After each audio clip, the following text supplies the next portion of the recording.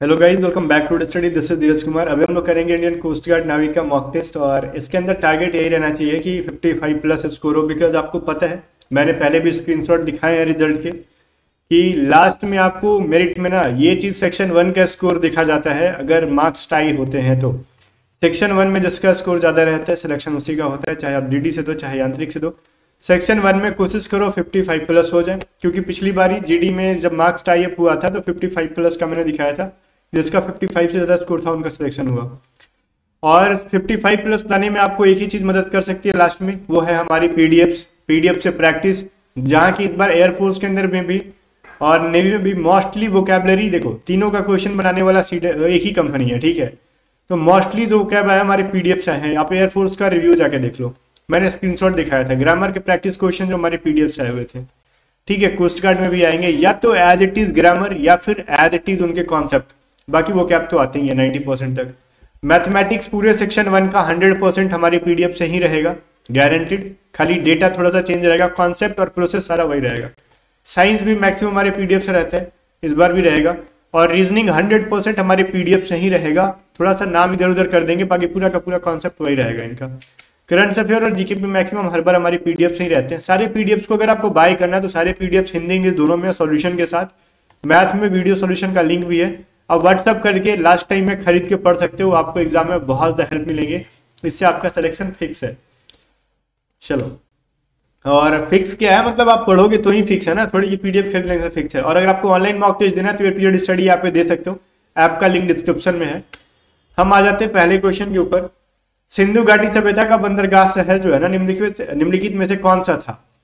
भाई सिंधु घाटी सभ्यता का नाम आपने सुना ही होगा, वहां पे बंदरगाह भी था, तो उस बंदरगाह का नाम क्या था? ऑप्शंस के अकॉर्डिंग जाओगे तो लोथल।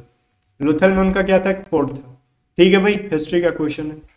अब देखो कौन सा पोर्ट को ना, आपके सिलेबस में पोर्ट से रिलेटेड भी क्वेश्चन है कि कौन से पोर्ट को डायमंड हार्बर के नाम से जाना जाता है और बहुत ज़्यादा फेमस है, वो वेस्ट बंगाल के अंदर है। ये चीज़ याद रखना चाहिए, हल्दिया बंदरगाह में, ठीक है। बैकग्राउंड अगर साउंड आ रही है थोड़ी सी, आज बार मैनेज करना, लास्ट मॉक ही है।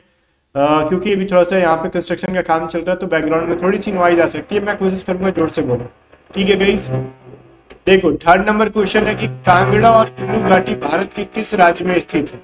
कांगड़ा और कुल्लू जो है ना, ऑप्शन के अकॉर्डिंग अगर आप देखोगे तो दिमाग लगाओगे तो दो ऑप्शन ही लग रहा होगा आपको, एक तो हिमाचल प्रदेश या फिर जम्मू कश्मीर, ठीक है, काफी करीब में है। तो आपका सही आंसर क्या हो जाएगा? Himachal Pradesh. Fourth number question कह रहा है अलकनंदा नदी भारत में भागीरथी नदी में कहाँ जाकर मिलती है? तो आपको पता है ना कि अलकनंदा जो है भारत में भागीरथी से कहाँ मिलती है? देवप्रयाग में, ठीक है। और उसके बाद वो किस नाम से जानी जाती है? गंगा के नाम से जानी जाती है, ठीक है। तो ये चीज मैंने आपको नीचे लिख दिया है कि देवप्रयाग में अलकनंदा और भागीरथी का संगम होता है और इसके बाद अलकनंदा का नाम समाप्त होकर केवल गंगा नाम रह जाता है। ठीक है कि निम्नलिखित में से किस ग्रह का अपना कोई सैटेलाइट नहीं है, कोई भी उपग्रह नहीं है? जीके के 5 क्वेश्चन रहते हैं और ये 5th क्वेश्चन है। तो भाई यहाँ पे मरकरी, बुध के कोई भी जो है ना सैटेलाइट नहीं है, ठीक है, याद रखना। बाकी शनि का भी है, ठीक है, आपने सुना होगा। और बृहस्पति का भी है, गैनेमिड नाम का सुना होगा, फोबोस डिबोस इसका सुना होगा, मंगल मार्स का भी सुना होगा आपने, ठीक है। तीनों का सुना है आपने सैटेलाइट। और इसके अलावा भी अरुण के भी हैं, वरुण के भी हैं, बट वो बुध का नहीं है, कोई भी शुक्र का भी नहीं है, वीनस का नहीं है। आगे देखो, अब medicine to nullify the effect of poison, ठीक है।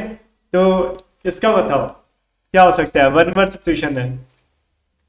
इसका मतलब होता है ना कि एक ऐसी दवा जो किसी पॉइजन के इफेक्ट को खत्म करती हो, उसको कहते हैं एंटीडोट। मैं थोड़ा सा टाइम दे रहा हूँ इंग्लिश में सोचने का आपको, भाई कोशिश रहेगा जल्दी जल्दी इसको खत्म करें। 7th नंबर क्वेश्चन है आपको एक नरेशन का, brain where we have you been all this days, ठीक है। वेयर हैव यू, ठीक है, यू नहीं है, where have you been all this days. ये ब्रेन नाम है किसी का, आस्क द पुलिस, ठीक है। अब इसको आप जो भी पढ़ते हो, ब्रियान है ना, इसको ब्रेन नहीं पढ़ सकते हम लोग, ब्रियान है। ये नाम ही अंग्रेजों का कुछ अटपटा रहता है। तो ये तो पहली बात, इसका बनाओ, नरेशन बनाओगे तो कैसे बनोगे? तो किसने पूछा? पुलिस ने पूछा। ये हैव है ना यहाँ पे, सॉरी क्वेश्चन मार्क है ना, तो सेड का तो आक्स हो जाएगा, तो सेड है नहीं, आक्स का आस्क ही रहेगा, तो आक्स में रहेगा द पुलिस आस्क्ड ब्रियान, ठीक है। वेयर तो रहेगा ही रहेगा। अब यू का क्या बन जाएगा भाई? तो नाम के अकॉर्डिंग ही बन जाएगा, ठीक है। तो इसका ही बनेगा ना ही, और हैव का हैड बन जाएगा। तो पहली बात देखो यहाँ पे ना वॉज तो गलत है, यहाँ पे हैज गलत है। हैड बिन और हैड बिन ये दोनों हो सकते। तो हैड देखो, जब भी क्वेश्चन मार्क हटा के फुल स्टॉप लगा रहे हैं ना, तो ऑक्सिलरी वर्ब के बाद सब्जेक्ट नहीं आता है, सब्जेक्ट के बाद हेल्पिंग वर्ब आता है, ठीक है। तो ही हैड बीन होगा ना, तो हैड ही बीन होगा, तो ये भी गलत हो गया। तो बी सी डी गलत है, ए हमारा सही है। आगे देखते हैं, आगे कह रहा है आपसे वॉइस बताओ। Several old buildings were dismantled by them to build the new hospital, ठीक है। इसके अंदर देखो भाई पैसिव में ऑलरेडी दिया है, एक्टिव बताओ। तो ये कह रहा है जो कुछ जो बिल्डिंग्स थे ना, ओल्ड बिल्डिंग्स, उनको डिसमेंटल कर दिया गया, तो वेयर डिसमेंटल्ड। तो यहाँ पे समझ में आ रहा है पास्ट इंडेफिनिट के अंदर इसको करना है बाय देम। तो भाई दे हमारा ऑब्जेक्ट है, तो दे सब्जेक्ट बनेगा, तो दे डिसमेंटल्ड, बिकॉज पास्ट के है तो हैव तो होगा नहीं, आर होगा नहीं। अब हैड यहाँ पे तब होता जब यहाँ पे हैड बिन होता, तो हैड बिन तो है नहीं, तो ये तीनों कट गए, एबीसी बचा कौन सा, डी। तो दे डिसमेंटल्ड पास्ट इंडेफिनिट में तो सब्जेक्ट के बाद भी टू ही जाएगा। रिजर्वेशन का आपसे एंटोनिम पूछ रहा है। रिजर्वेशन का मतलब क्या होता है, किसी के लिए बंद करके रखना कुछ सीट, ठीक है, किसी के लिए बंद करके रखना। तो रिजर्वेशन का एंटोनिम पूछ रहा है ना, जैसे किसी के लिए लाइक अगर 1000 भर्ती आई है, तो उसमें अगर मान लो 30 सीट रख दिया जाता है ओबीसी के लिए, 20 रख दिया जाता है, 10 रख दिया जाता है एससी के लिए, 10 रख दिया जाए एसटी के लिए, मान लेते हैं, और इसमें से 800 रख दिया जाए या फिर 700 जो भी रख दिया जाए किसी के लिए ओपन भर्ती, ठीक है, मान लो 100 ले लेते हैं या फिर कुछ भी ले लो आप, ठीक है। तो गाइज यहाँ पे ओबीसी का, एसटी का, एसटी का ये सीट रिजर्व है, मतलब ओबीसी के लिए ये बंद है, कोई और इसके अंदर इंटर नहीं कर पाएगा। लेकिन जो बाकी के 50-60 जो भी ओपन भर्ती हैं, ये किसके लिए, जिसको हम यूआर कहते हैं, अनरिजर्व, मतलब ये ओपन भर्ती, इसमें सब फाइट करते हैं। यूआर का मतलब कोई स्पेसिफिक कास्ट नहीं हुआ, ये ओबीसी, एससी, एसटी सब फाइट कर सकते हैं इसके अंदर, तो वही है ओपननेस, ठीक है। ये हमारा सही एंटोनिम है। आगे इसके अंदर एरर बताओ, लेट ही एक्सप्रेस हिज थॉट। भाई इसके अंदर अगर आप एरर खोज रहे हो पूरा पढ़ोगे, thoughts and opinions during the meetings everyone's input input is valued in this discussion. इसके अंदर पढ़ोगे ना तो एक चीज समझ में आएगा, लेट के बाद हमेशा क्या आता है, ऑब्जेक्टिव फॉर्म आता है, ठीक है। तो लेट ही गलत है, क्या है ना, लेट हिम होता है। कहते हैं ना कि लेट वी नहीं होता, लेट अस, ठीक है। लेट माई नहीं होता है, लेट मी गो, ठीक है। लेट माई गो नहीं होता है, लेट ही गो नहीं, लेट ही एक्सप्रेस नहीं, लेट हिम एक्सप्रेस, ठीक है। तो यहाँ पे ही का हिम कर दो, जो कि हमारे बी के अंदर है ये चीज। आगे आ जाओ, 11 नंबर कह रहा है सरेंडर का आपको ऑपोजिट बताना है, ठीक है। सरेंडर का ऑपोजिट बताना है। तो सरेंडर का ऑपोजिट क्या बताओगे, सरेंडर का मतलब होता है किसी के आगे आके मतलब खुद को वो कर देना कि ठीक है भाई मैं झुक गया तेरे आगे, ले चल जो करना कर ले, ठीक है, बस वही चीज है। और उसका उल्टा क्या हो जाएगा, आप किसी का विरोध कर रहे हो कि ना भैया ना हम तुम्हारे आगे झुकेंगे नहीं, ठीक है। तो जो कि इसको कहते हैं विथ स्टैंड, ठीक है।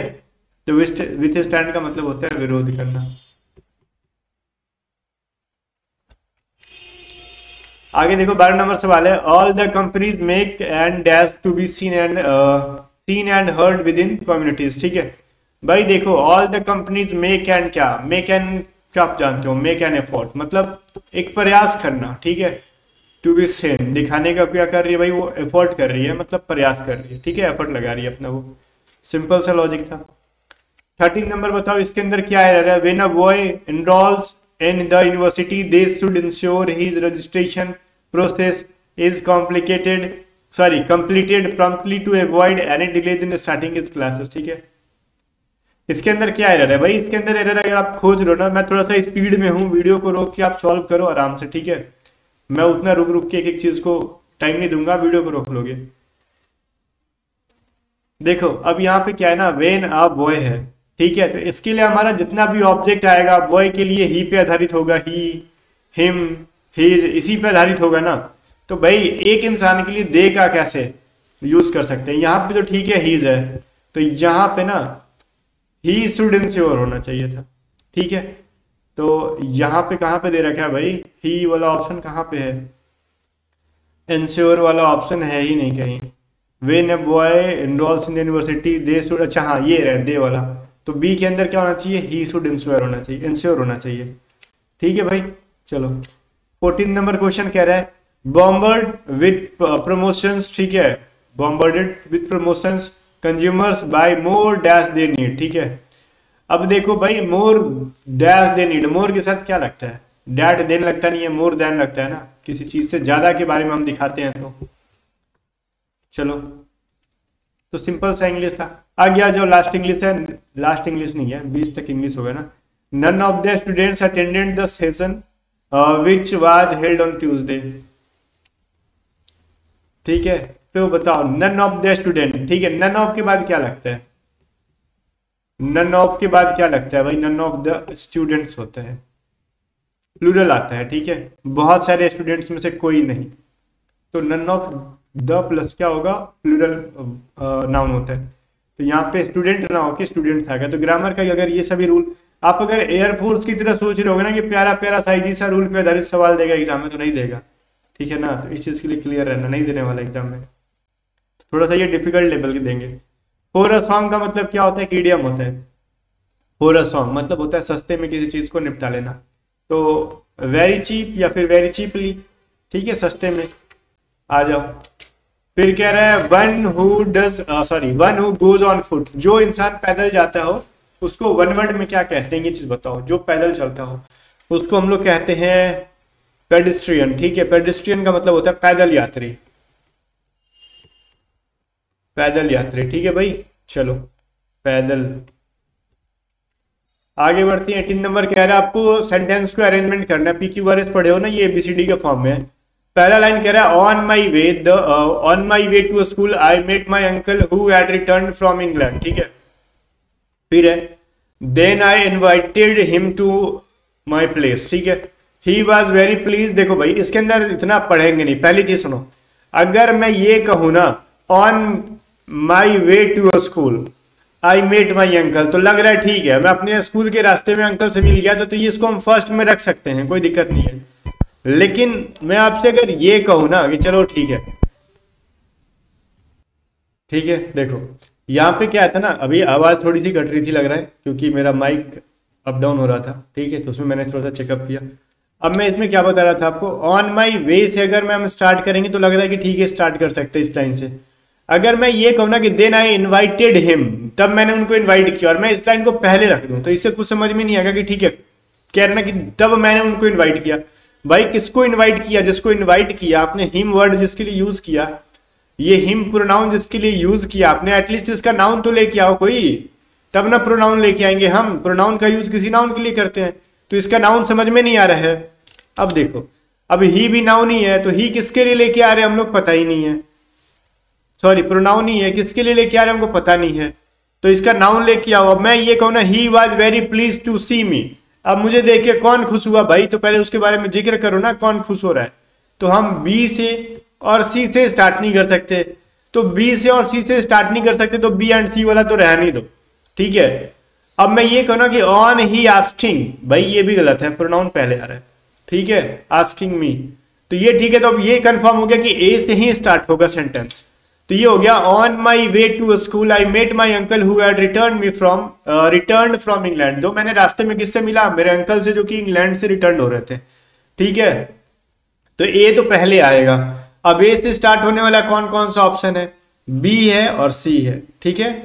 तो बी में और सी में है ना, ए के बाद देखो बी है, तो मैं ये कहूँ ना कि then I invited him to my place, अब वो मेरे से मिले और मैं उनको इन्वाइट कर दिया, ठीक है। और फिर कह रहा सी करो, फिर कह रहा he was very please to see me. भाई इनवाइट करने के बाद थोड़ी वो मेरे को देख के खुश होंगे, ठीक है, वो देखते देखते खुश हो जाएंगे, तब ना आपको इनवाइट करना होगा तो करते रहना। इसका मतलब सी पहले आएगा, तो ए के बाद सी होगा, क्योंकि क्या कह रहा है, he was very please to see me and asked about my parents, वो मुझे देखकर बहुत खुश हुए और वो मेरे पेरेंट्स को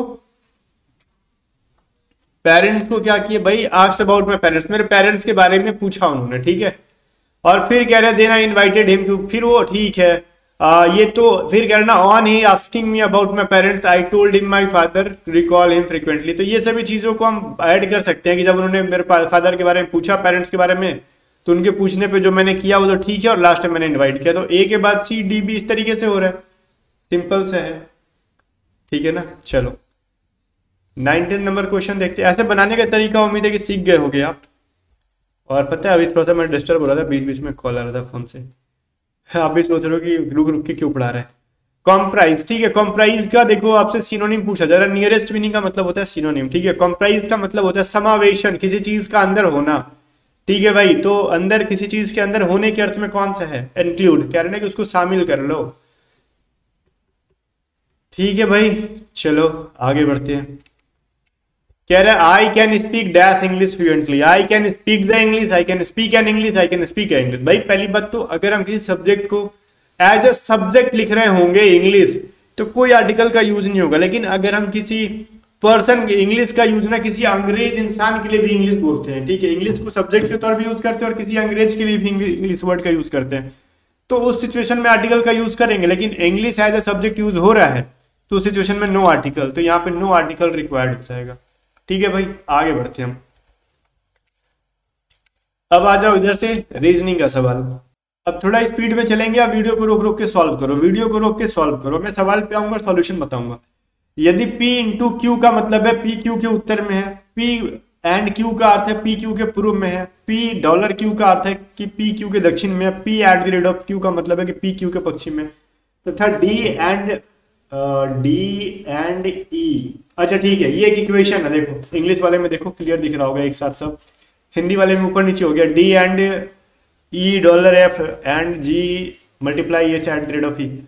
ये जो इक्वेशन को सॉल्व करो और बताओ F के संदर्भ में H की दिशा में।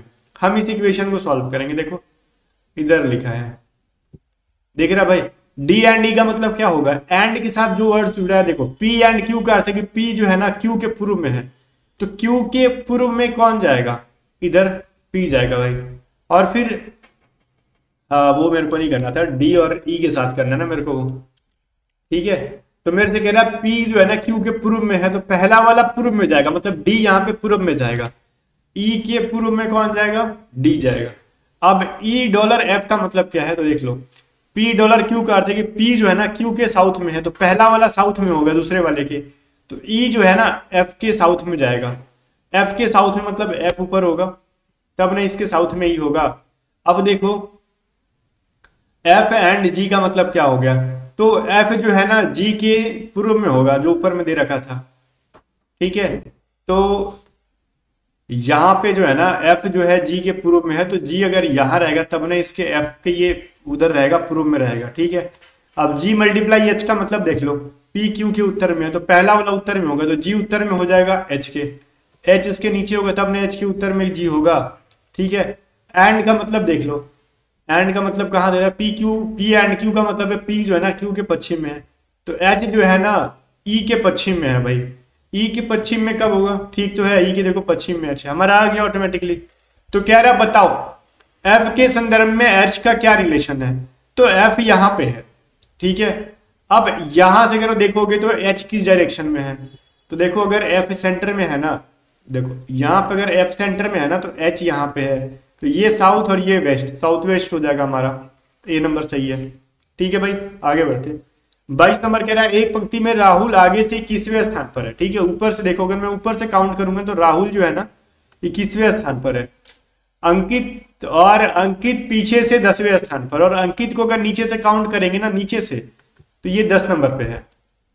उनके बीच में 4 व्यक्ति हैं, तो इनके बीच में 4 व्यक्ति हैं, तो पंक्ति में कितने व्यक्ति हैं यदि अंकित राहुल के पीछे ही कहीं खड़ा है, तो यदि अंकित राहुल के पीछे कहीं खड़ा है, तो राहुल के पीछे अंकित है, तो भाई देखो ऊपर से अगर काउंट करेंगे तो 21 तक तो राहुल हो गया, बीच में फिर 4 लोग आ गए, और फिर इधर ये है अंकित नीचे से 10 नंबर पे, मतलब 10 तक अंकित है। ऐड कर दो, टोटल 35 लोग हो गए। सिंपल सा फंडा है। आगे जो कह रहा है बायोडाइवर्सिटी को पहले और सातवें, देखो बायोडाइवर्सिटी को पहले लिखो, तब इनके पहले सातवें वर्ड को हम काउंट करेंगे। DIVERSITY। अब देखो जब भी ऐसा कोई क्वेश्चन है ना कि कोई है, कोई मीनिंग है, और इसके पहले और सातवें अक्षरों को एक स्थान से परस्पर बदल दिया जाए, इसी प्रकार दूसरे और 8वें को बदल दिया जाए, इसी प्रकार से ना आगे भी करते रहा जाए, तो फिर जब पुनर्व्यवस्था के बाद कौन सा अक्षर दाएं से चौथा होगा, तो सबसे पहले नंबरिंग करो, 1 2 3 4 5 6 7 8 9 10 11 एंड 12, ठीक है भाई। अब कह रहे हैं ना कि पहले को ना 7वें से बदल दिया जाए, मतलब बी को ना ई से बदल दो, तो ये क्या बनेगा, ई एंड बी।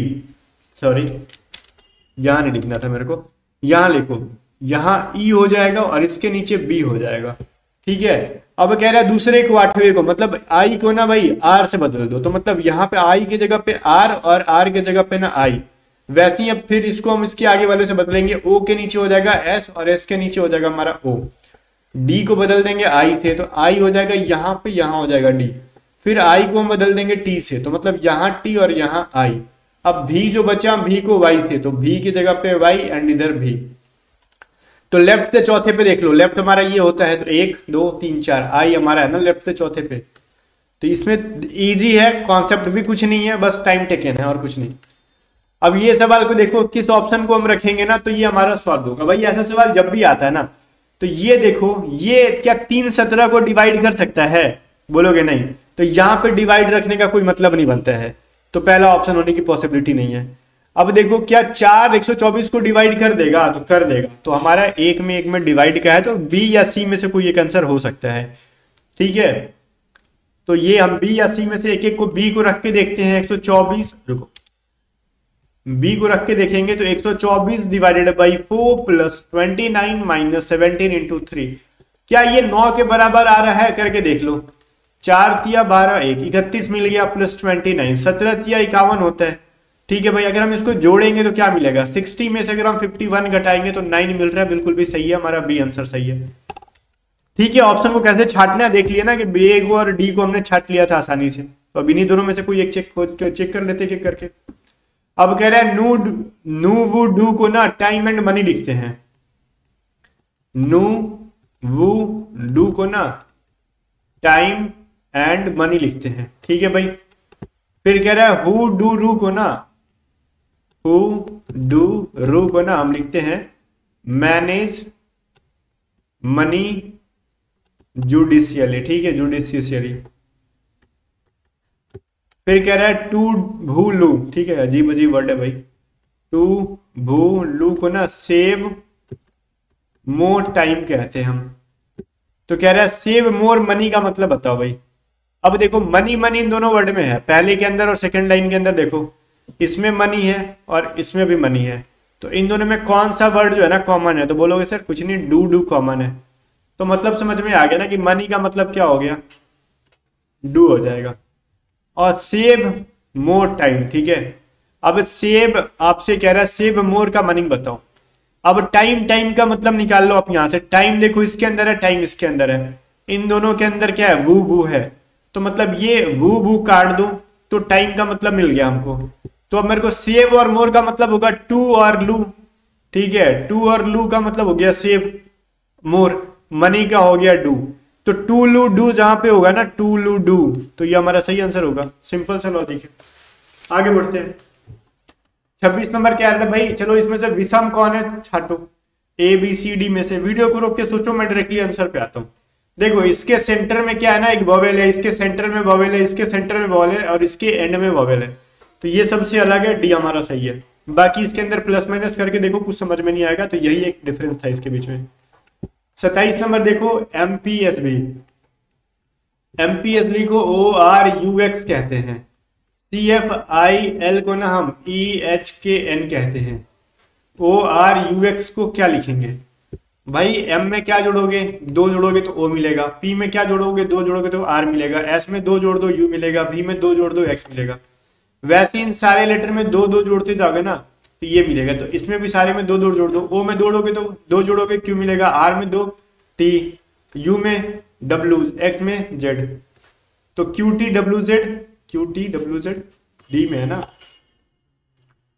भी डब्ल्यू एक्स में वाई जेड, ठीक है, डी हमारा सही है।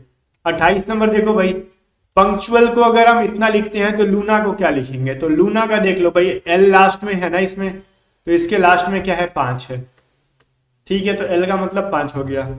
फिर यू, तो पंक्चुअल के सेकंड में यू में क्या है, तो इसके सेकंड में 7 है, तो 7 हो गया। 57 से स्टार्ट हो रहा है सी, वैसे पूरा करके देख सकते थे, एल के पहले ए था, इसके पहले 6 है, तो ए का मतलब 6 हो गया। फिर एन देखो तीसरे नंबर पे पंक्चुअल में, तो इसके तीसरे नंबर पे 8 है, 57 86 हमारा सी के अंदर है, बिल्कुल भी सही आंसर है। 29 देखो, वेल्थ, वेडलॉक, वेव्यार्ड, वेयरी, वेविल। ठीक है, इनमें से कौन सा सही है ये चीज बताना आपको। सॉरी मैंने क्या बोला, डिक्शनरी के अकॉर्डिंग सजाना है, सही नहीं बताना है आपको।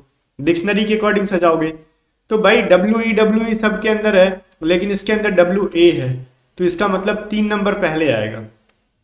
ठीक है, अब डब्ल्यू ई के बाद देखो, डब्ल्यू ई बाकी में है ना, डब्ल्यू ई के बाद इसमें ए है, ई के बाद डी है, इसमें ई के बाद ए है, इसमें ई है, तो पहले ए आता है ना, तो एक इसमें है, इसमें है और इसमें है।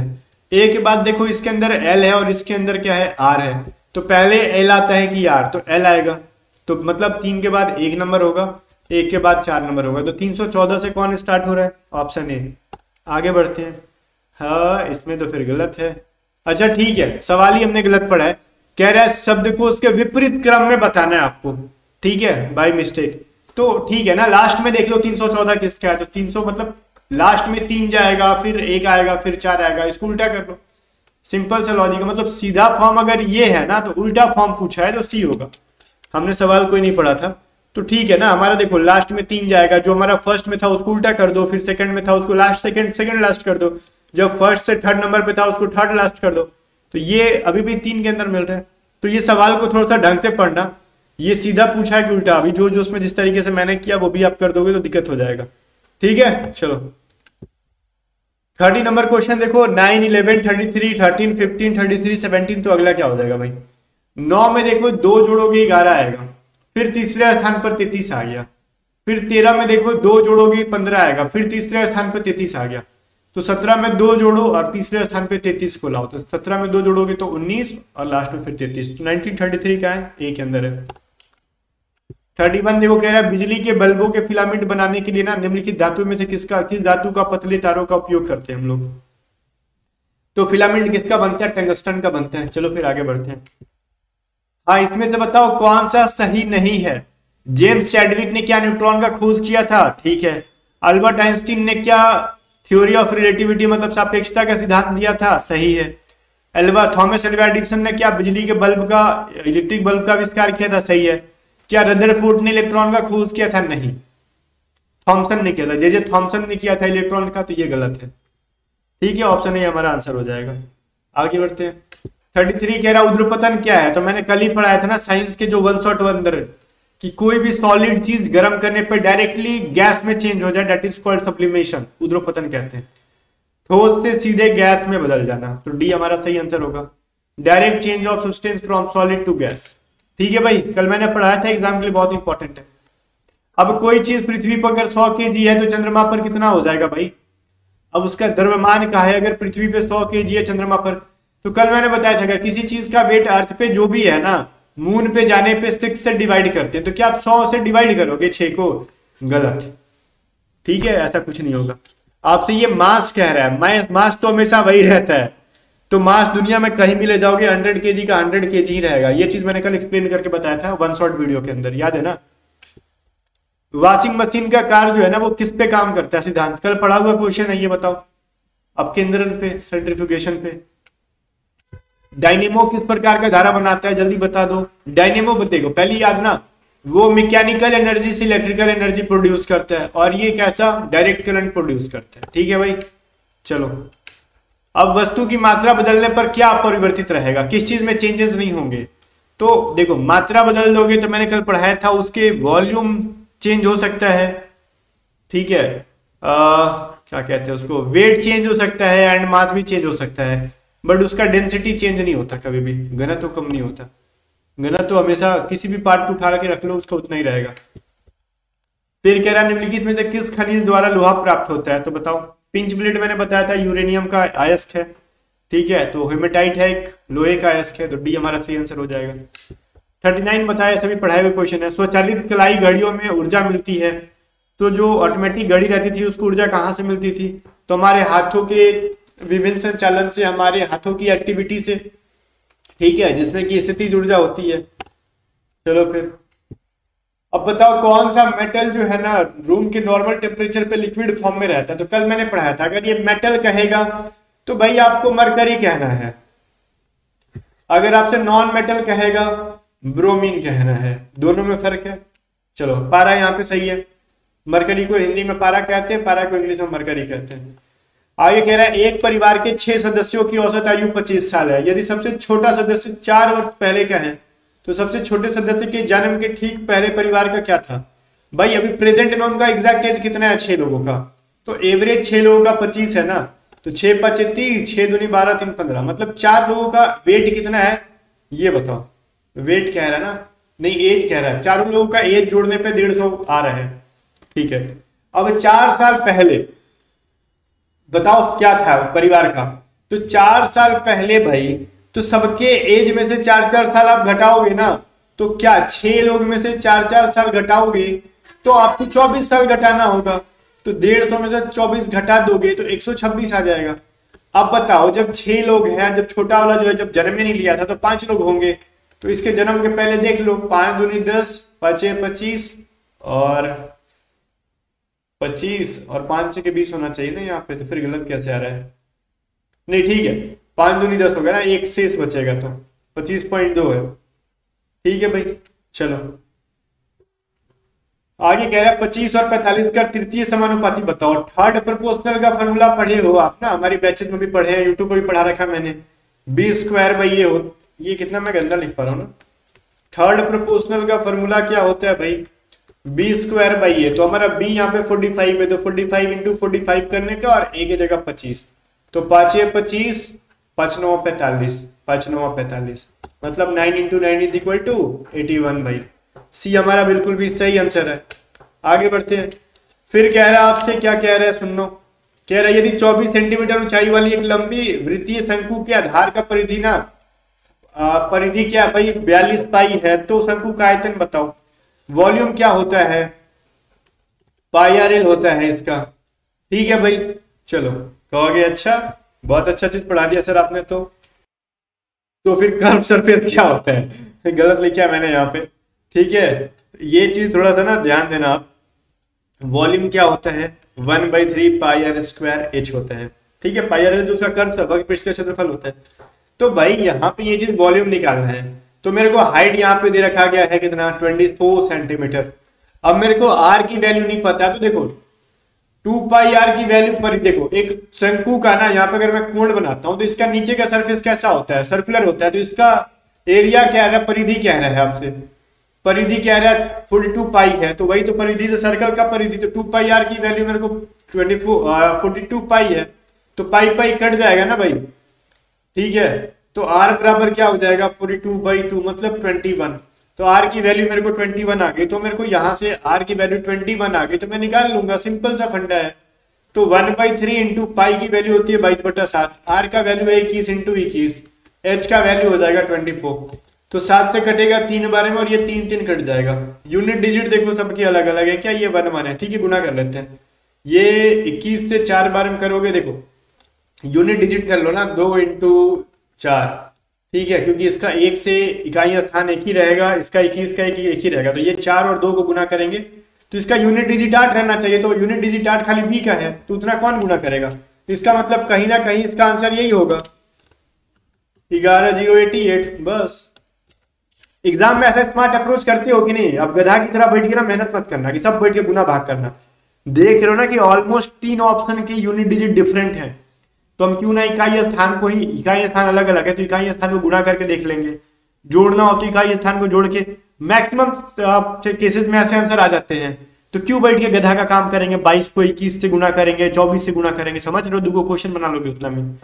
आगे देखो x + 1/x की वैल्यू अगर 7 है तो x² + 1/x² की वैल्यू बताओ। भाई a² + b² की वैल्यू क्या होता है? a + b का होल स्क्वायर माइनस 2ab। ठीक है, तो मैं यहाँ पर लिखूंगा x + 1/x का whole square minus 2 into x into 1/x। ए भी हो गया तो x कट गया ना, तो मेरे को मिला x + 1/x का होल स्क्वायर, तो x + 1/x की वैल्यू 7 है, तो मैं यहाँ पर लिख दूंगा 7 का स्क्वायर माइनस 2, सिंपल 49 - 2 बराबर 47।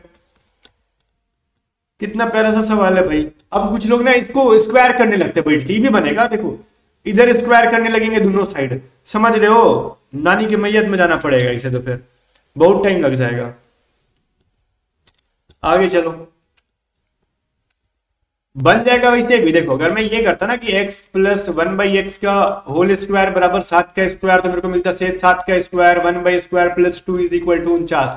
तो मैं इधर भेजता तो मेरे को 47 मिलेगा। बतिया वही है, लेकिन जरूरत क्या है, अगर मेरे को फॉर्मूला पता है तो। नहीं फॉर्मूला ये 7 है तब ना फटाक से कर लिया। अगर यहाँ पे सोचो कि 42 रहता तब स्क्वायर करने में नानी याद आ जाती। ठीक है, लेकिन मैंने जो लॉजिक बताया, स्क्वायर तो खैर आपको यहाँ पे भी करना होता है, जो लॉजिक लगाना लगा लो। ठीक है, अपना अपना पसंद कहोगे कि क्यों बता रहे हो सर, मेरे को वही आता है, वही कर लो आप। स्क्वायर तो आपको हर हाल में करना है, लेकिन ये सभी चीजें ना पता होगा तो चीजें थोड़ी सी आसान हो जाती है बड़े बड़े इक्वेशन में। ये तो हालांकि छोटा सा इक्वेशन है। देखो यदि 3 पुरुष अथवा 5 महिलाएं किसी खेत को ना 43 दिन में काट सकती हैं, ओके, तो 5 पुरुष और 6 महिलाएं इसकी कटाई करने में कितना दिन लगाएगी। भाई देखो 3 मेल या 5 फीमेल की जो है ना एफिशिएंसी बराबर है। ठीक है, तो मेल और फीमेल का रेशियो क्या हो जाएगा, 5:3 मेल और फीमेल की एफिशिएंसी है। और यहाँ पे या कहना अथवा कहा है, इसलिए मैंने ये किया, प्लस नहीं किया।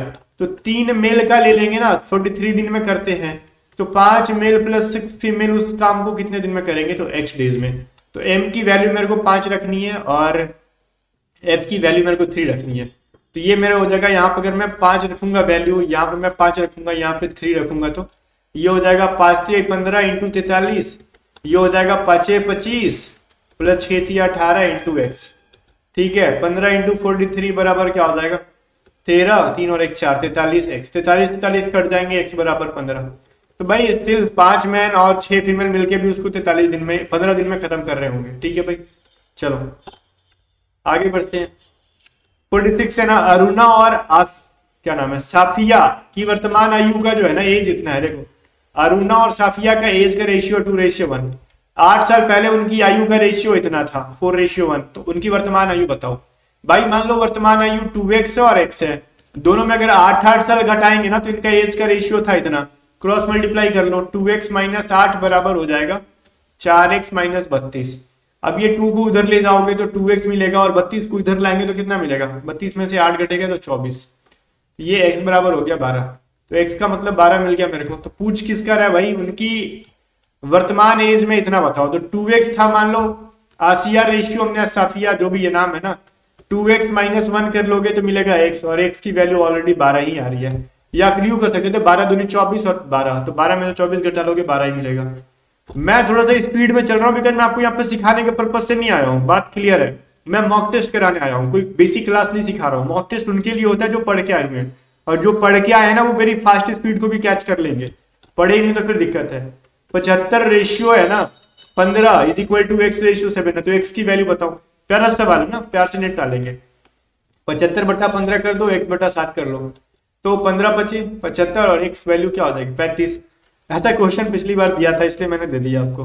ठीक है, ये इजी सा सवाल है, एक ऐसा क्वेश्चन दे देता है ललन टॉप टाइप का। कुछ लोग कहते हैं कि हम बटा में क्यों करें सर, ये तो रेशियो है। अब क्या ही मैं उनको बोलूं, रेशियो का मतलब बटा ही होता है।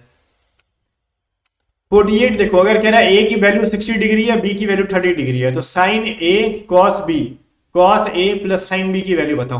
भाई देखो sine 60 cos 30 plus cos 60 sine 30 की वैल्यू बताओ। साइन 60 की वैल्यू मेरे को बताओ क्या होता है, पहली बात तो ये बताओ आप, और cos 30 की वैल्यू क्या होती है, तो ये चीज आपको पता होना चाहिए। तो ये हो गया हमारा √3/2। ठीक है, साइन 60 और cos 30 की वैल्यू सेम होती है, √3/2 इंटू √3/2। ठीक है भाई, और cos 60 और साइन 30 की वैल्यू सेम होती है 1/2 इंटू 1/2। क्लियर है ना, ये हो जाएगा 3/4, रूट हट जाएगा मल्टीप्लाई होने की वजह से, ये हो जाएगा 1/4। तो भाई इनको ऐड करोगे 4/4 इज इक्वल टू 1 मिलेगा। प्यारा सा सवाल था, प्यार से निपट गया, ऑप्शन डी हमारा सही है। ठीक है भाई, इसके अंदर कोई लफड़ा है तब पता है कब होगा, जब आपको वैल्यू नहीं याद है तब। आगे बढ़ते हैं। एक आदमी 225 रुपए में खिलौना कार खरीदता है और उसे 210 में बेच देता है, उसको हानि कितना है। देखो कॉस्ट प्राइस 225 है, सेल कर दिया भाई ने 210 में, कितने का नुकसान हुआ, 15 रुपए का नुकसान हुआ। तो लॉस का परसेंट कैसे निकालते हैं, जो लॉस है बटा में कॉस्ट प्राइस इंटू 100, यही ना। तो लॉस 15 का है, कॉस्ट प्राइस 225 का, निकाल लो यहाँ से। 15 का स्क्वायर होता है तो 15 से कट जाएगा, 5×3 15, 5×9 10। ठीक है, तो ये हो जाएगा 6.67%, क्योंकि 20 से तो 6 ही बार में कटेगा ना ये पहले तो। ठीक है, 6.67% का नुकसान है। और 93% का नुकसान तो हो ही नहीं सकता, क्योंकि 15 कभी भी 225 का ना भाई, 93% हो ही नहीं सकता है। तो बी को तो ऐसे एलिमिनेट कर लेना, सोचना भी मत कि बी आंसर आएगा। 50 नंबर देखो, कह रहा है इसमें से कौन सा एक ऐसा वो है ना जो कि एक ट्रायंगल बन सकता है, बताओ। तो भाई ट्रायंगल होने का क्या एक चीज नियम होना चाहिए कि कोई भी ट्रायंगल के तीनों एंगल ना 180 डिग्री होना चाहिए। तो क्या ए में 180 डिग्री है? 60, अगर हम ए को चेक करें तो 60 70 80 जोड़ के देख लो, 6 3 18 19 20 21, 210 डिग्री जा रहा है, पॉसिबल ही नहीं है। 20 में देख लो 7 70 और 30, तो ये 100 हो गया और ये 160 हो गया, पॉसिबल ही नहीं है। 180 होना चाहिए ना हमारा, 60 40 80 जाएगा तो 180 हो जाएगा, ठीक है। अब मेरे को वही, अगर आप डी चेक करना चाहते हो तो भाई तो ये तो ऐसे ही 190 पे जा रहा है, तो ये भी पॉसिबल नहीं है, तो सी हमारा सही है। तीनों एंगल जोड़ने पे 180 डिग्री होना चाहिए, ये फंडा आपको पता होना चाहिए। 51 देखो, एक शहर की वार्षिक वृद्धि दर जो है ना 2% है। यदि वर्ष 2020 में जनसंख्या जो है ना 1,50,000 थी, तो 23 में जनसंख्या क्या होगा? देखो भाई 2020 के अंदर ना इसकी पॉपुलेशन थी 1.5 लाख, तो 2023 में क्या हो जाएगी, मतलब 2020 के बाद 21 आया, 22 आया, फिर 23, मतलब 3 साल में क्या बढ़ा? तो 3 बार ना 2% की वृद्धि करा दो बस, तीनों साल 2-2% का इंक्रीजमेंट करा दो इसके अंदर, और कुछ नहीं करना। 1 2 जीरो कट गया, 4 जीरो ही था ना, 5 जीरो था इसके अंदर, फिर 2 जीरो और कटा दिया हमने, 1 जीरो बचा वो हमने कटा दिया। 5 से ये 2 बार में कट गया, 5 से ये 2 बार में कट गया, 2 से कटाओगे 51 बार में कटेगा। यूनिट डिजिट देखो, 3 से 2 को करोगे तो 3 दूनी 6, 6 दूनी 12 और 12 एकम 2, ठीक है। हमने कुछ गलत किया है क्या इसके अंदर, चेक कर लेते हैं।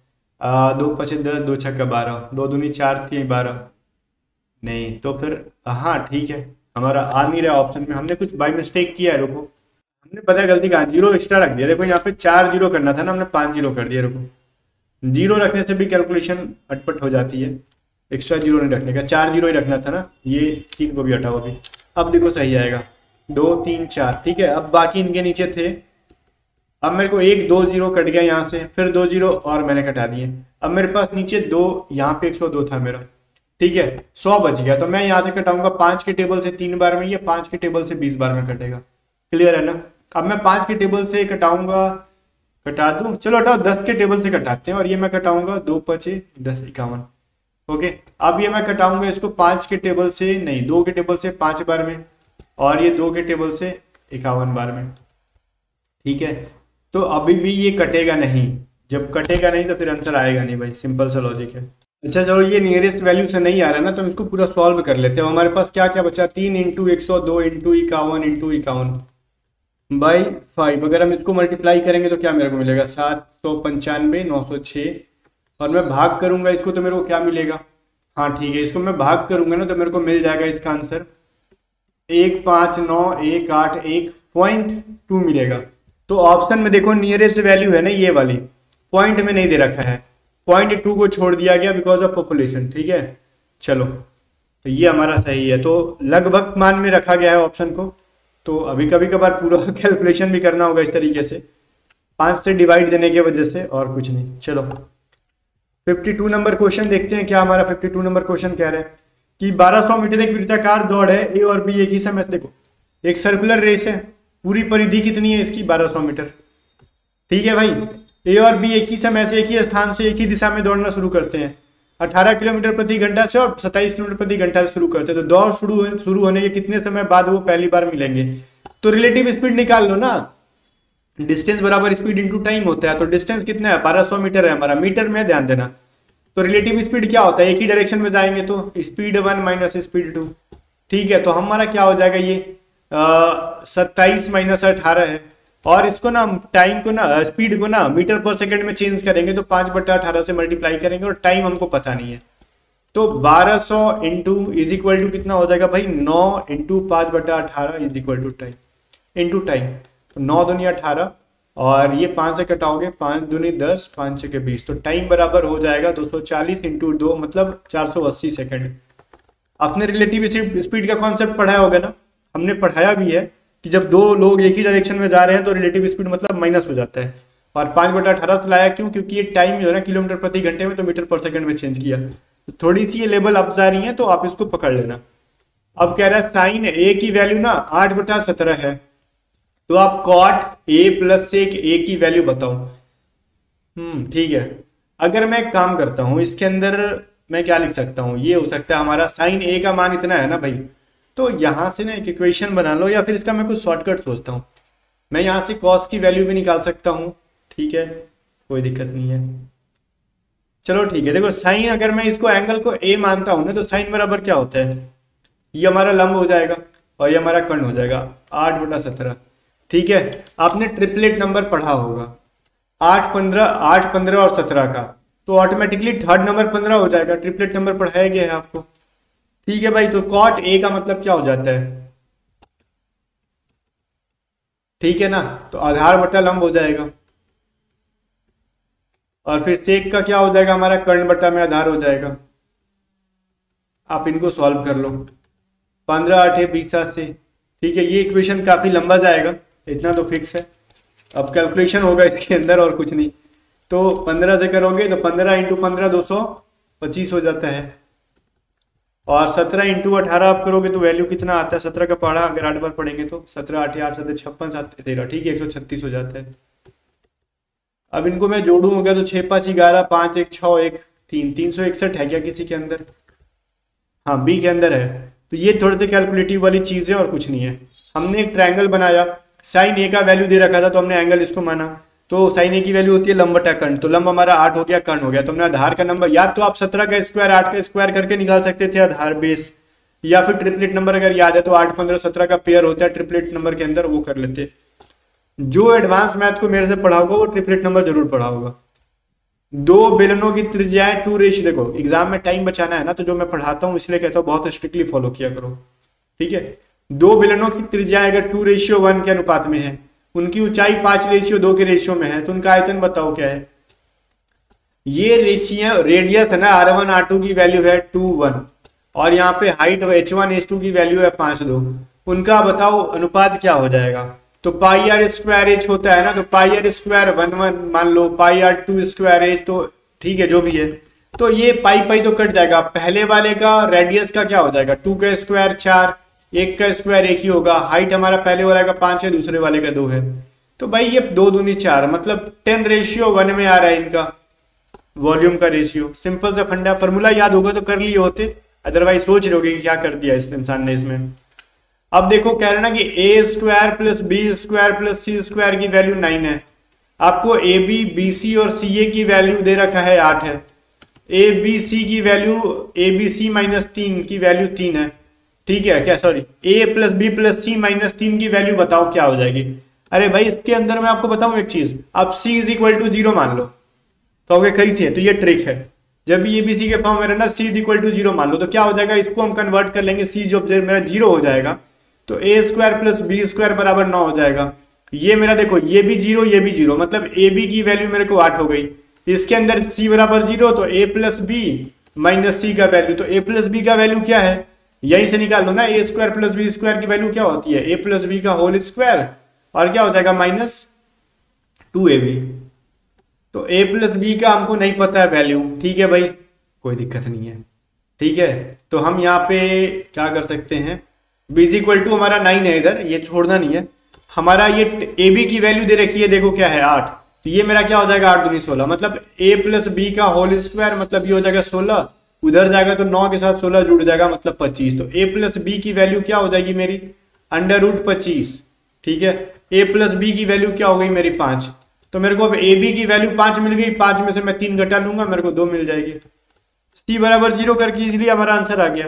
अदरवाइज मैं ए बी सी के फॉर्म में बनाता ना तो पन्ना भर जाता मेरा, ठीक है, रियली बोल रहा हूँ, आप पन्ना भर देते, ठीक है, आपको a प्लस बी प्लस सी के होल स्क्वायर के फॉर्मूले पर रखना होता, ना नहीं याद आ जाती। आगे आ जाओ, एक कुर्सी का अंकित मूल्य जो है ना इतने रुपए है, मार्क प्राइस कितना है 2400 रुपए है, अगर कॉस्ट प्राइस से 20% अधिक है, हमारा कॉस्ट प्राइस जो भी है ना इसमें अगर हम 20% बढ़ा देंगे तो हमारा मार्क प्राइस आता है, डेट इज 2400, तो कॉस्ट प्राइस निकाल लो ना, और फिर क्या है, चलो कॉस्ट प्राइस निकाल ही लेते हैं, यहाँ पे 0 0 कट जाओ, 12 दूनी 24, मतलब कॉस्ट प्राइस हमारा 2000 था। अब कह रहा है अंकित मूल्य पर अगर 10% छूट पर बेचेंगे तो प्रॉफिट बताओ। भाई हमारा सेलिंग प्राइस क्या है, तो मार्क प्राइस पे 20% छूट दोगे तो मतलब 90% पे बेच रहे हो, 0 0 कटा लो, 9 चके 36, 9 दूनी 18, 3 21, मतलब आप सेल कर रहे हो 2160 रुपए पे और आपने खरीदा 2000 में, मतलब 160 का प्रॉफिट हुआ। तो 2000 पे कितना परसेंट हो गया? 0 तो तीनों ऐसे ही कट जाएगा, 8% का प्रॉफिट हुआ। इतना प्यारा सा क्वेश्चन है, कुछ है इसके अंदर? नहीं है। ये जिसने पढ़ा होगा, बढ़िया से प्रैक्टिस की होगी हमारी पीडीएफ से, वो फटफट कर रहा होगा। 57 देखो, यदि घन के विकर्ण की लंबाई जो है ना इतना है, 7√3 है, ठीक है भाई, तो घन का पृष्ठीय क्षेत्रफल बता दो क्या हो जाता है। कर लोगे आप इसको? घन का विकर्ण का फॉर्मूला पता है, a√3 हो जाता है। a√3 की वैल्यू 7√3 है, तो √3 कट के a की वैल्यू मेरे को ये मिल गई। अब उसका पृष्ठीय क्षेत्रफल क्या होता है? 6a² होता है। तो 6 इंटू a का स्क्वायर मतलब 7 का स्क्वायर कर दो, 6 इंटू 49 कर दो, 9 छक 54, मतलब 284 वाला होगा। ऑप्शन सी हमारा सही है। अच्छा 294 आ रहा है क्या? तो मैंने यहाँ पे कैलकुलेशन नहीं किया, यूनिट डिजिट डी में भी 4 ही है, तो ये देखो मिस्टेक हुआ मेरे से। तो इजी वाला जो चीज है आप करोगे, कैलकुलेशन मैंने नहीं किया, डायरेक्टली ऑप्शन को देके कर दिया, ठीक है। हालांकि हमारा प्रोसेस सब ठीक है, इधर कोई दिक्कत नहीं है, लॉजिक ठीक है। गुना कर लोगे तो 6 चके 24, 5 29, ठीक है, 294 हो जाएगा। चलो आप 58 नंबर देख लो। ए और बी किसी काम को अलग अलग ना 10 दिन और बी 16 दिन में कर सकता है। ए किसी काम को शुरू करता है और बारी बारी से काम करते हैं, तो कितना दिन में खत्म होगा? मतलब पहले ए करेगा, एक दिन बी करेगा, फिर एक दिन ए करेगा, फिर बी करेगा। तो ऐसे में टोटल कितना काम है ये बताओ। टोटल काम पता है कैसे निकालते हैं? ए और बी जितने दिन में कर सकते हैं उनका एलसीएम ले लो, कितना हो जाएगा? 16 5 80, तो एलसीएम इनका 80 हो जाएगा, मतलब टोटल 80 काम है। तो डे 1 में हमको ए करेगा, डे 2 में क्या करेगा? बी करेगा, मतलब 2 दिन मिला के लोग 26 काम कर रहे हैं। तो 26 काम कर रहे हैं 2 दिन में, तो 80 से डिवाइड कर दो। 2 दिन का डेटा है, ध्यान देना, ठीक है भाई। तो 6 चके 24, 4 दूनी 8 9 10, 6 18, 3 दूनी 6, ठीक है, 6 18, 3 दूनी 6 7, 3 से कटेगा 78, शेष हमको 2 रह गया है। क्लियर है ना? तो यहाँ पे एक चीज मेरे को बताओ, ये जो सीन है, ऑप्शन थोड़े से हमने लगता है गलत सेट कर रखे हैं क्या? ऑप्शन गलत नहीं किया हमने, यहाँ पे डे काउंट गलत कर लिया है। रुको, यहाँ पे हमने गलत काउंट करा है जोश में। देखो ए एक दिन के अंदर कितना काम करेगा? तो टोटल 80 काम है, वो 10 दिन के अंदर काम को निपटारा होता है, तो 8 काम करेगा। बी 80 काम है, तो एक दिन के अंदर 5 काम निपटारा होगा। अब हमारे लाइन पे आ गए हम लोग, ठीक है। तो पहले डे 1 में क्या करेगा? ए 8 दिन करेगा, 8 काम करेगा। D2 में बी करेगा 5 काम, 2 दिन मिलके 13 काम खत्म हो रहा है। अब 13 काम को ना आप 80 से डिवाइड करोगे, ठीक है भाई, होता है कभी कभी।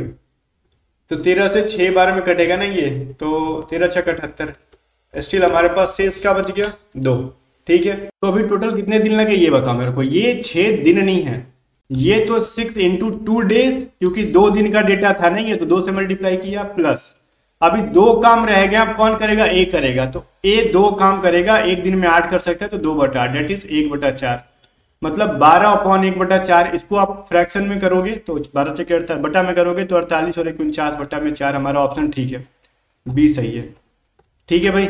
उस समय हमने डेटा ही गलत ले लिया था, कोई दिक्कत नहीं है, हो गया। आगे आ जाओ।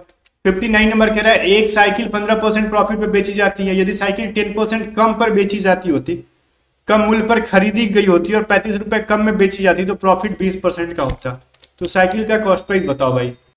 बनाने का सिंपल सा फंडा देखो। सबसे पहले कॉस्ट प्राइस क्या था मेरा? कॉस्ट प्राइस मान लो x था, हमको नहीं पता है, हम x रुपए में खरीद रहे हैं ना, तो हमको 15% का प्रॉफिट पे बेचना है, तो सेलिंग प्राइस मेरा क्या होगा? x पे 15% का प्रॉफिट हो रहा है। दूसरा कंडीशन क्या है ना कि अगर देखो हम उसको पहले से, जो पहले जितना में खरीदे थे उससे हम 10% कम पे खरीदेंगे, मतलब उसके x के 90% पे खरीदेंगे, ठीक है। कितने पे भाई? 90% पे खरीदेंगे, तो हम और सेल करेंगे पहले जितना में हमने सेल किया था उससे 35 रुपीज कम में सेल करेंगे। तो हमने x के 15% के प्रॉफिट पे सेल किया था ना, अब उसमें से 35 रुपए घटा देंगे तो हमको 20% का प्रॉफिट होता है। मतलब कॉस्ट प्राइस पे ना, कॉस्ट प्राइस पे ध्यान सुनो, 20% का प्रॉफिट तो हमेशा कॉस्ट प्राइस पे होता है। तो इस पे हमको 20% की वैल्यू बढ़ानी होगी, तो इसकी वैल्यू ये हो जाएगी सेलिंग प्राइस। तो ये क्या हो जाएगा? x का 115% माइनस 35, तो भाई ये 0 0 कट जाएगा, ओके। तो ये हो जाएगा 108x बटा में 100 इज इक्वल टू 115x बटा में 100 इज माइनस 35। तो हम माइनस को उधर भेजेंगे, ठीक है, और 115 को इधर, ठीक है, 108 को इधर, तो हो जाएगा हमारा 115x माइनस 108x बटा में 100 इज इक्वल टू 35। तो ये हो जाएगा हमारा 7x बटा में 100 इज इक्वल टू 35। 7 से कटेगा 5 बार में, x बराबर 500। हमने 500 में खरीदा था उसको, ठीक है। इसका वैसे शॉर्टकट भी है, बट उतना शॉर्टकट बताऊंगा बहुतों को समझ में नहीं आएगा। लास्ट क्वेश्चन देखते हैं कि A और B ना मिलकर किसी काम को 12 दिन में खत्म करेंगे, B और C मिलकर इसको 15 दिन में, C और A मिलकर इसको 20 दिन में। तो C अकेला कितने दिन खत्म करेगा? जब भी ऐसा सवाल देगा तो जिसके अंदर C नहीं है उसको घटाते हैं। तो 2 बटा में हमारा फॉर्मूला है ना, 2 बटा में 1/D1 D2, जिसके अंदर नहीं है उसको घटाना है D3। तो C किसके अंदर नहीं है? AB के अंदर नहीं है, तो 1/12 को घटा देंगे, बाकी चीजों को हम जोड़ देंगे। C जिसके अंदर नहीं है, तो ये क्या हो जाएगा? 2 बटा में क्या हो जाएगा भाई? अच्छा रुको, एक चीज यहाँ पे मैं आपको बता दूं, ये फॉर्मूला है, ठीक है, ये वाला फॉर्मूला है जो आपको अलग अलग टीचर शायद अलग अलग पढ़ाते होंगे, हमारे मैथड भी ऐसे ही पढ़ाते हैं इधर से। तो ये हमारा एलसीएम हो जाएगा 60, तो 15 से 4 बार में, 20 से 3 बार में, 15 से 4 प्लस माइनस कट जाएगा, तो 2 × 60 बटा में 3 हो जाएगा। अच्छा 15 या 60, ठीक है। तो हालांकि यहाँ पे हमने कुछ गड़बड़ तो नहीं किया, बिल्कुल ठीक है भाई। अच्छा रुको, हमारा फॉर्मूला में यहाँ 2 नहीं 1 होता है। ये 2 कब होता है? जब पेयरिंग में होता है ना। 1 1 लिखो, अब हमारा सही आ जाएगा आंसर। ये हम पूरा इसको मिटाते हैं। हमारा फॉर्मूला ठीक था, हमने पता है माइनस गलती किया था वहाँ पे, हमारा 1/12 था ना, हमने 1/15 कर दिया था। और ठीक है, हमारा फॉर्मूला भी ठीक है। समटाइम्स पता है क्या है, जब आप खुद जल्दीबाजी में रहोगे ना तो कंफ्यूज बहुत होते हो कि हम कहाँ पे लिखेंगे। लाइक देखो, a + b की वैल्यू जो 12 घटानी थी हमने 15 घटाई थी, बैक करके देख लो आप। b + c में 15, c + a में 20 था, ठीक है। अपने को घटाना है 1/15, 1 + 20 माइनस 1/12 करना था, हमने 1/15 ही कर दिया था, ठीक है। या फिर हमने एलसीएम में कुछ गलत लिया था, 60 था ना, तो यहाँ पे देखो ये तो 4 होगा, ठीक है, ये 3 होगा, और हमने जो माइनस यहाँ पे क्या होगा, 12 5 घटाना था ना, हमने 4 ही घटा दिया था, तो यहाँ पे हमने गलत किया था। 5 होगा ना, 12 × 5 = 60, तो ये 2 × 60 हो जाएगा। अब ये 4 3 7 माइनस 5 क्या हो जाएगा? 2 हो जाएगा इसकी वैल्यू, तो 2 ये घट जाएगा। देखो लास्ट क्वेश्चन आते आते इतना लंबा वीडियो बन गया ना कि मैं जल्दीबाजी में हूँ, तो ये 60 दिन के अंदर खत्म होगा, ठीक है। चलो फिर खत्म हो गया। मॉक टेस्ट सेट करना बनाना ये काफी घंटों का टाइम होता है गाइस, काफी मेहनत लगता है, घंटों तक बोलना पड़ता है, इसके अंदर घंटों बैठ के क्वेश्चन सेट करना होता है। इसके लिए एक लाइक जरूर कर देना। जाने से पहले मैं एक चीज कहूंगा, सारे पीडीएफ जो है ना, लिंक आपको मैंने डिस्क्रिप्शन में दे रखे हैं, वहां से भी खरीद सकते हो, लेकिन आपको कहूंगा कि सारे पीडीएफ को व्हाट्सएप से खरीदोगे ज्यादा बेटर रहेगा, टैक्सेस देने से बच जाओगे। लिंक से खरीदोगे एक्स्ट्रा टैक्स पे करना पड़ेगा आपको, ठीक है। व्हाट्सएप करो, सारे पीडीएफ को खरीद के एग्जाम से पहले प्रिपरेशन करो। मिलते हैं नेक्स्ट वीडियो में, तब तक के लिए बाय बाय। वीडियो को लाइक करके शेयर कर देना, A to Z स्टडी को सब्सक्राइब कर लेना।